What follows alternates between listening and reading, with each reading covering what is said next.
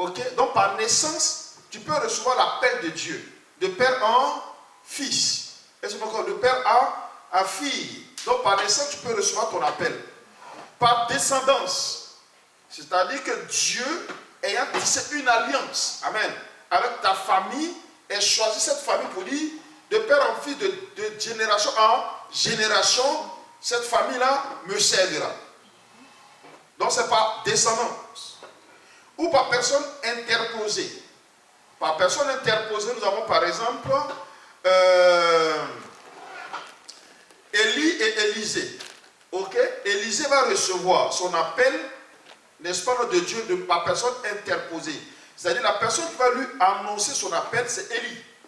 C'est-à-dire qu'Élisée lui-même, il travaillait et Dieu se révèle à Élie et fait savoir à Élie que, ben voilà, moi, je désire qu'après toi, une telle personne puisse me servir comme prophète. Donc, c'est Élie qui vient trouver Élisée pour dire, voici ce que Dieu m'a dit de te dire, n'est-ce pas, non? Et voici ce que Dieu m'a donné de te faire. Ok? Ou par rencontre. Par rencontre, par exemple, on peut voir l'appel de Paul. Paul a rencontré Jésus-Christ sur la route de Damas. Ok? Par rencontre sur la route de Damas, Jésus rencontre Paul pour faire connaître que, ben voilà, Paul, aujourd'hui là, hein, tu es à moi, je t'appelle à me servir. Ok? Voici comment Paul a rencontré Jésus-Christ sur la route de Damas. C'était son appel. Amen. Donc l'appel peut se présenter de plusieurs manières. Ça peut être l'homme de Dieu qui descend et dit, voici ce que Dieu m'a révélé sur toi. Ok? Hein? Dieu m'a révélé que tu le serviras. Ok? Tu le serviras, tu feras ceci, tu feras cela. C'est un appel de manière interposée, par personne interposée. C'est l'homme de Dieu qui l'a reçu qui vient te le dire. Comme c'est par descendance, comme j'ai dit tout à l'heure, n'est-ce pas, donc, que Dieu s'est choisi ta famille, de père en fils, de génération en génération. Ok? Ou par naissance, tu as un environnement où ton père et ta mère servent Dieu. Ok? Tu as aimé, tu dis, moi je servirai l'Éternel. Et Dieu te prend dans cette logique-là et fait de toi un serviteur de Dieu. Ou bien par voix audible, comme Samuel, ok, qui a entendu la voix de Dieu. Ok? Donc deux personnes ne soient pas scandalisées demain d'entendre que quelqu'un vient qui dit que non, moi j'ai entendu demander audible mon appel. Ne soyez pas scandalisés, c'est lui qui l'a entendu, c'est pas toi, mais lui l'a entendu. Il est capable de faire quoi? De soutenir. C'est ce qu'il dit. Chacun a son appel. Ok? D'autres l'ont reçu par des personnes interposées, d'autres par la famille. Moi j'ai reçu mon appel par famille. Ok? Moi c'est par naissance. Parce que mes parents servaient Dieu. Ma mère, mon père, je suis né dans l'église, j'ai grandi dans l'église. Et mon appel s'est fait sentir. Ok? D'autres l'ont eu par descendance, d'autres l'ont eu par manière audible, d'autres c'est par vision. Ok? D'autres c'est par un songe, j'étais couché. Ils ont dit, Jacob c'est par songe. Vous comprenez? C'est par songe que Dieu vient vers Jacob et il voit une échelle qui monte, qui descend. Son appel est là. Dieu rencontre Jacob ce jour, se révèle à lui et lui dit qui il est et ce qu'il fera même. Alléluia. Donc il y a plusieurs manières de recevoir son appel. Mais on ne le reçoit pas étant serviteur de Dieu, c'est pas vrai. On reçoit son appel en tant qu'ouvrier dans la maison de Dieu. Amen. Ok? Ou bien étant chez sa famille. Mais on reçoit son appel ainsi. C'est la première étape avant de servir Dieu. Ok? Donc tu es ouvrier d'abord. Et c'est en étant ouvrier, en exerçant l'activité de l'ouvrier que tu es, que l'appel va venir vers toi. Amen. Amen.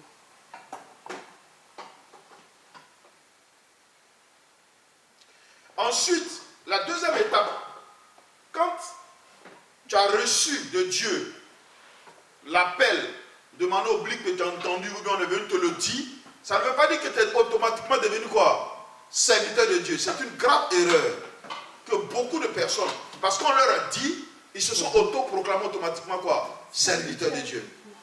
Ou bien d'autres ont estimé qu'à partir de là, n'est-ce pas non? Je peux aller déjà moi, commencer à servir Dieu, ou bien commencer peut-être à rentrer dans une école de théologie. Mais en fait, non, ce n'est pas comme ça qu'il faut faire. À partir du moment où tu reçois l'appel, étant dans l'exercice, n'est-ce pas, d'une fonction à l'intérieur d'une église, n'est-ce pas, soit c'est l'homme de Dieu qui a reçu, qui te l'a dit, soit si tu l'as reçu de toi-même, tu vas quoi? Vers l'homme de Dieu. Tu dis, ah, voici ce que j'ai reçu. Papa, voici ce que j'ai reçu, père spirituel. Tu dis, ok. Maintenant, mais reste toujours comme ouvrier. Amen. Amen.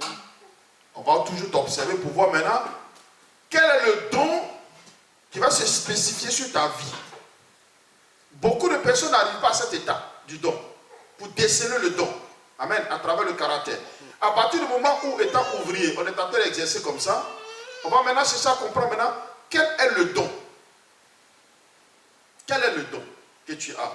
Le don va se faire connaître à travers ton caractère, à travers ta nature, à travers ta manière de faire et ce que tu aimes faire dans l'église. Amen. Donc, la première étape, c'est ce que tu as reçu. La seconde étape, on doit maintenant repérer en toi ta nature, ton caractère, ta manière d'être. Qu'est-ce que tu aimes faire? Parce que Dieu étant excellent, la maison de Dieu ne fonctionne que sur la base de l'excellence. Ok? Donc, une mauvaise estimation des choses va nous donner de ne pas fabriquer de bons ouvriers. Est-ce que vous comprenez? Trop pressé d'utiliser, n'est-ce pas, non, sans observation, sans orientation, le peuple de Dieu qui est là à ta disposition, va faire que tu vas pas créer de bons ouvriers. Et demain, tu vas sentir l'handicap dans ta maison. Pourquoi? Parce qu'ils ne feront pas ce qu'il y a lieu de faire. Ils n'accompliront pas ce qu'ils ont droit de faire quoi? De faire. Or, si tu es patient dans l'observation, tu verras que le caractère, le comportement de l'enfant va se présenter. Tu vas déceler en lui ce qu'il aime. Amen. Amen. Et en décelant en lui ce qu'il aime, tu vas automatiquement comprendre ce à quoi il est appelé. Alors, la deuxième partie qui va se présenter, n'est-ce pas, l'homme de Dieu viendra pour dire, toi, tu t'es appelé à exercer une telle fonction dans la maison de Dieu. Ok. La difficulté, deuxième, dans ce cas de figure, de ne pas maîtriser le principe de l'appel, c'est que 99% de personnes, des gens croient que quand on dit appeler, c'est automatiquement au sacerdoce, ça dit automatiquement aller faire quoi? Être pasteur, être prophète, être évangéliste, être docteur, n'est-ce pas? Être apôtre. Non, ça c'est le ministère. Mais il y a l'appel au sacerdoce. Tout à l'heure, je parlais des 3 dimensions, n'est-ce pas, non? Dans la sacrificature. Il a dit que la sacrificature, la première dimension, c'est la position du souverain sacrificateur. Il n'y en a plus parce que c'est déjà accompli, c'est Jésus-Christ. Maintenant, il reste 2. Les 2 là, n'est-ce pas, non? C'est le sacrificateur et le lévite. C'est pas ce que j'ai dit? Voilà. Donc, tout va se jouer entre lévite et sacrificateur. Donc, la première étape, c'est d'abord lévite, et la seconde étape, c'est un sacrificateur. C'est sur les 2 points que va exister maintenant toute la sacrificature sur la terre des hommes aujourd'hui. Donc, lévite, ça veut dire que quoi? Je reçois mon appel. Il a dit tout à l'heure que lévite, c'est s'attacher au sacerdoce. Donc, à partir du moment où je reçois un appel et que je suis dans l'église en tant qu'ouvrier, et que de manière spécifique, je dois recevoir mon appel pour exercer une activité spécifique. En tant que quoi? Lévite. Mais ce lévite que je suis censé être n'est pas forcément monté sur une chaise. Parce que dans la maison de Dieu, il y a plusieurs demeures, il y a plusieurs activités. Mais on est consacré. Ok? Donc je peux être chanteur, lévite et consacré. Je peux être décorateur, lévite et consacré. Ok? Je peux être responsable d'organisation de l'église. Je suis un lévite et consacré. Est-ce que vous me comprenez? Je peux être celui qui s'occupe de la restauration de l'église. Je suis un lévite et consacré. J'ai les mêmes dimensions et la même grâce que celui qui monte sur la chaise. Il n'y a pas de différence entre moi et celui qui est là. Est-ce que vous me comprenez? En tant que lévite, celui qui est plus grand que nous, en tant que lévite, c'est le sacrificateur. Est-ce que vous me comprenez? Parce que les gens n'arrivent pas à faire cette différence-là. C'est pourquoi justement, dans l'église, est née cette convoitise de tous devenir quoi? Des sacrificateurs. Or, Dieu a mis au même niveau, dans le métier, dans l'appel du lévite, tout ce qui est comme exercice de fonction dans la maison de Dieu. Vous me comprenez? La seule différence entre le pasteur et le lévite, c'est que le pasteur a la capacité de monter à la chambre haute. La chambre haute, c'est le lieu saint. Vous me comprenez? Voilà. Il a ce droit, parce que c'est lui qui est nommé pour faire quoi? Pour venir interroger et regarder la face de Dieu. Ça ne veut pas dire que tout le monde ne peut pas prier Dieu, que Dieu ne se révèle pas à tout le monde. Mais c'est une particularité. Ça fait partie de ses obligations et ça fait partie de ses fonctions. Il a ce droit-là de faire quoi? De se présenter devant Dieu, pour interroger Dieu pour son peuple et son église. Ah, ok? Donc, dans l'église, l'appel se présentant, étant comme j'ai reçu mon appel pour être décorateur. C'est que les gens ne comprennent pas que j'ai reçu mon appel pour être décorateur, ça veut dire que quoi?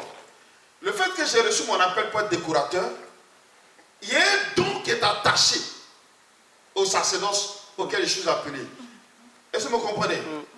Et ce don-là, qui n'est pas de moi, mais qui vient de qui? Du Saint-Esprit, va m'amener à l'excellence. Mais pourquoi est-ce que, par exemple, le décorateur, il est excellent et il est extrêmement important? Parce que tout ce qui se fait dans la maison de Dieu est important. Vous me comprenez?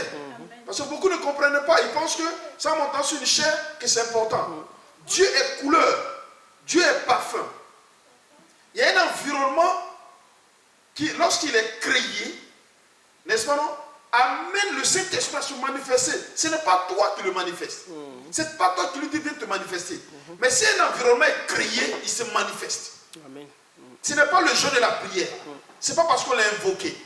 Mais il y a des environnements. C'est pourquoi, quand vous prenez le tabernacle, il y a beaucoup d'éléments que Dieu a nommés qui constituent le tabernacle. Tu as de l'or, tu as de l'airain, tu as des couleurs ceci, tu as des fleurs qui sont faites ceci. Il y a un environnement qui fait que le Saint-Esprit descend. Ce n'est pas toi qui lui demandes de descendre. Ok? Or, le décorateur, par exemple, peut estimer que le Saint-Esprit peut estimer que, par exemple, ce week-end, ce dimanche-là, je vais accomplir des guérisons. J'ai guéri mon peuple.